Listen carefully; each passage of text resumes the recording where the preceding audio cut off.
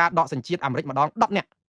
បាទពីអ្នកដែលកុហកមន្ត្រីអន្តរប្រវេសដើម្បីបានសញ្ជាតិនេះមិនដែលមានទេបងប្អូនក្រសួងយុតិធធម៌អាមេរិកសហការគ្នាជាមួយនឹងក្រសួងសន្តិសុខសង្គមរបស់មាតុភូមិរបស់អាមេរិកចាត់ការដកសញ្ជាត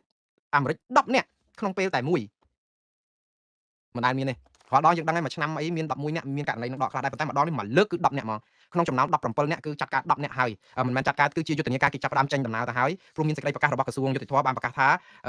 ក្រសួងយុតិធធម៌អាមេរិកសហការជាមួយនឹងក្រសួងសន្តិសុខមាតុភូមិអាមេរិកចាត់ការដកសញ្ជាតិ10នាក់ពីអ្នកដែលកុហកអន្តោប្រវេសន៍10នាក់នេះជាអ្នកណាហើយគាត់ខុសអីតាមពិត10នាក់នេះគឺមិនមែនជាអ្នកបានសញ្ជាតិដោយពីកំណើតទេគឺបានសញ្ជាតិតាមរយៈការសុំអង់គ្លេសហៅថា naturalization គឺឬក៏ naturalized citizenship បានន័យថាកើតនៅស្រុកក្រៅមកនៅអាមេរិកពុំដឹងក្តីនៅនេះហើយចូលសញ្ជាតិអាមេរិកសុំសញ្ជាតិទេដោយតែពលរដ្ឋខ្មែរដែលមកនៅអាមេរិកជាជនភៀសខ្លួនហើយបានសុំសញ្ជាតិឬក៏ជនដែលសុំសិទ្ធិជ្រកកោននយោបាយសុំសញ្ជាតិអីអញ្ចឹងហើយសញ្ជាតិនេះគឺគេអាចដកបានណាបងប្អូនគេអាចដកសញ្ជាតិពីកំណើតទេព្រោះសញ្ជាតិពីកំណើតគឺវាបានពីកំណើតតែសញ្ជាតិសុំបែបនេះគឺគេអាចដកបានក្នុងលក្ខខណ្ឌកុហកមន្ត្រីអន្តោប្រវេសន៍គឺលក្ខខណ្ឌគេគឺលេសនឹងការដែលកុហកឯកសារអូខេឥឡូវខ្ញុំបញ្យល់ថាអ្នកនោះជាអ្នកណាហេតុអីបានជាគេចង់ដកគឺដោយសារតែក្នុងនោះមានជនជាតិមិចស៊ីកូ6នាក់ហើយសុទ្ធតែជាអក្រិតជនអស់ហើយជាប់ទោសពីបាត់អក្រិតឆបបោកអនឡាញរំលោភខ្សែសន្តិវៈបាត់កេងបន្លំលុយពុករលួយអីឡាក់នឹងឡាក់អីហ្នឹងគឺគេបានចោទប្រកាន់អស់ទៅហើយក្នុងនោះមានជនជាតិមិចស៊ីកូ6នាក់ជនជាតិប៉ូឡូញម្នាក់ប៉ាគីស្ថានម្នាក់គុយបាម្នាក់និងពេរូម្នាក់អត់មានខ្មែរយើងទេណាបងប្អូនប៉ុន្តែនេះគឺជាសារមួយចង់បញ្ជាក់ប្រាប់បងប្អូនទាំងអស់ដែលកុហកអង្គតុលាណែកុហក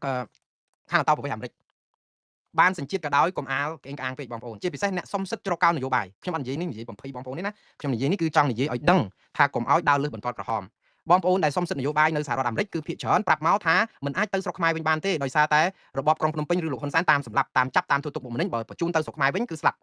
់ហើយចឹងក៏ហក់ឬក៏សរសេរសំណុំរឿងសុំសិទ្ធិស្រុកជ្រកកោននយោបាយថាជាសកម្មជនគណៈបកប្រឆាំងឬក៏មិនបាច់ជាសកម្មជនគណៈបកប្រឆាំងទេគឺដោយសារតែរដ្ឋាភិបាលកម្ពុជានឹងធ្វើទុកបុកម្នេញដោយប្រការណាមួយអាចធ្វើការឲ្យរដ្ឋាភិបាលកម្ពុជាតែគេចាប់គេចង់ធ្វើបាបហ្នឹងក៏រត់គេចមកប៉ុន្តែការពិតមនុស្សមួយចំនួនគឺកុហកគេទេគ្មាននរណាគេធ្វើបាបទេចង់រត់មកគឺយកឱកាសហ្នឹងថាគេធ្វើបាបចឹងក៏ថាបានដែរតែបើអ្នកនៅក្នុងគណៈបកប្រជាជនហ្មងថាគណៈបកប្រជាជនធ្វើបាបហើយចង់រត់ភាគច្រើនគឺគាត់កុហកតែបើសិនជាគណៈបកប្រឆាំងហ្មងរត់ដោយគេធ្វើបាបមែនតើគឺគាត់មកមែនតើហ្មងមកដោយគេធ្វើបាបមែនប៉ុន្តែអាហ្នឹងគឺនៅពេលដែលក្រសួងអន្តោប្រវេសន៍ឲ្យសញ្ជាតិរបស់យើងសម្ភាសទៅថាយើងត្រូវធ្វើគេធ្វើទុកបុកម្នេញអីចឹងមែនណាហើយយើងថាមិនអាចទៅស្រុកខ្មែរបានស្រាប់តែបានសញ្ជាតិស្រាប់តែបែរមកឆ្លោះជាមួយគណៈបកប្រឆាំងឬក៏សរសើររដ្ឋាភិបាលកម្ពុជាឲ្យរត់ចូលទៅស្រុកខ្មែរវិញនេះជាកម្មវត្ថុដែលគេអាចដកសញ្ជាតិយើងបានដោយសារយើងកុហក USCIS ហើយបងប្អូនសួរថាចុះនរណាទៅដឹ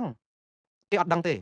េបើយើងធ្វើធម្មតាដូច្នេះអត់មានរឿងអីគេអត់ដឹងទេប៉ុន្តែនៅពេលដែលមានអ្នកដឹងឧទាហរណ៍យើងថាស្អប់ឬក៏មិនគ្រប់គ្រងរដ្ឋាភិបាលកម្ពុជាដោយសារមន្ត្រីនឹងធ្វើទុកបុកម្នេញយើងរត់មកសុំសិទ្ធិជ្រកកោននយោបាយនៅអាមេរិកហើយដល់ឥឡូវស្រាប់តែបានសញ្ជាតិយើងទៅវិញយើងថាអត់អីផងខ្ញុំកាលមុនខ្ញុំនិយាយលេងណាដើម្បីឲ្យបានសញ្ជាតិព្រោះឥឡូវខ្ញុំទៅស្រុកខ្មែរបានខ្ញុំធ្វើការមួយហ៊ុនសែនវិញបានអត់អីទេហើយយើងចាប់ផ្ដើមវាយប្រហារក្រុមប្រឆាំងធ្វើទុកបុកម្នេញធ្វើឲ្យគេថ្នាក់ចិត្តគេអាចប្តឹងយើងដើម្បីសុំឲ្យអង្គការឬក៏ខៅតោប្រវេសន៍ USCIS នេះគឺស៊ើបអង្កេតមើលតើរឿងនេះយើងកុហកឬមិនកុហកវាធ្វើឲ្យមានការកម្មចិត្តតែមានខ្មែរអាមេរិកណាប្តឹងគឺយើងមានបញ្ហាហើយខ្ញុំលើកទឹកចិត្តបងប្អូនទាំងអស់គ្នាកុំធ្វើបាបគ្នាអីបងប្អូនណា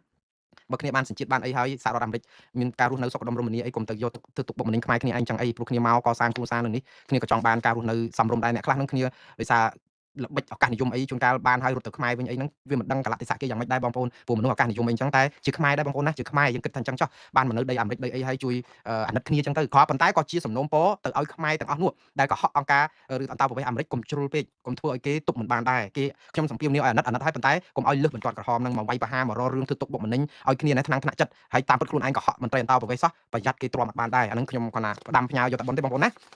អូខេហើយសូមកុំឲ្យកើតរឿងនឹងឡើងអីឲ្យសោះខ្ញុំមិនចង់ឲ្យបងប្អូនណាដែលបានមកអាមេរិកហើយត្រូវគេបណ្ដេញទៅវិញអីហ្នឹងវាអាក្រក់មើលព្រោះបងប្អូនដែលទៅនៅខ្មែរវិញហ្នឹងដែលថានៅបានហ្នឹងគេគិតថាហើយមិនអីទេខ្មែរជាកោះសន្តិភាពអីប៉ុន្តែបើបងប្អូននៅខ្មែរបានចាំបាច់មកនៅអាមេរិកទេ